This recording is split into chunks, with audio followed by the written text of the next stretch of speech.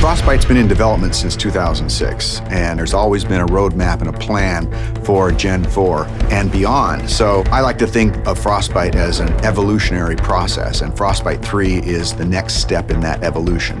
Frostbite 3 is a really powerful tool set. A gamer is going to experience a much more authentic, believable, and realistic-looking game. We have one unified program where you can create content that will run on everything from an iPhone to a next-gen console. And now it's really coming online and enabling the game designers to do way more than they've ever been able to do before. We spend significant effort on creating more dynamic and living environments. Before, they would have to go to a lot of work to make a tree feel like it swayed in the wind. Now we give them the tools to create the tree, and we let the game engine control how the wind affects that tree.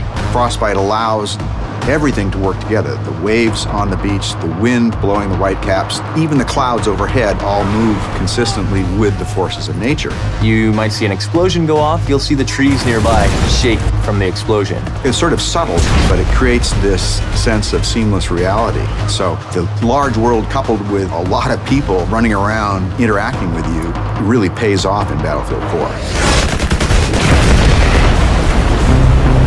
Destruction has always been a core feature of the Frostbite engine. It's the evolution of the way the environment is impacted by gameplay. Everything from the smallest spark colliding, but also gigantic chunks of debris that crumble when they impact the ground. The guys on Battlefield 4 have been working on something called Levolution. Levolution is really about the concept how you can drastically change a multiplayer map into something different. It could be anything from a big building collapsing or to a dam breaking or anything really big game changer to the level. A recent feature that we've put in, and you'll see in Battlefield 4, is our networked water simulation. So what this means is all players will see the same wave in the same position at the same time. And this leads to some pretty exciting cat and mouse type of gameplay where you're ducking down and going up and you can kind of peek around as you drive in your boat. It will no longer swim on a flat surface. Instead, it will be affected by the different waves and everything. And that comes to everything from living characters that are swimming, but also to the ragdolls. Something like a jet crashes into the ocean, you'll see the water react and the debris will then float on the waves. It's a very, very cool dynamic engine. Things just happen and it seems right. Take cover! In Frostbite 3, we've made a priority of much more believable, emotionally believable characters. There's a whole slew of features in Frostbite that support that, and one of the most important is the way a person's eyes look.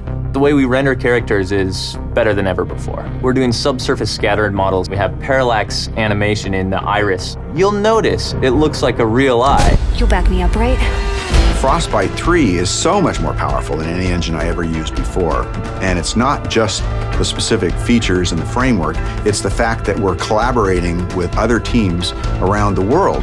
In the past, before we had the Frostbite team, we were building a new engine every time and we were kind of stumbling constantly. Now, to have the team here to focus on new releases with new goodies means that we as a team can focus on the creative side to deliver better games, better experiences. Today it's used by a lot of different genres, so everything from racing games to real-time strategy games and RPGs.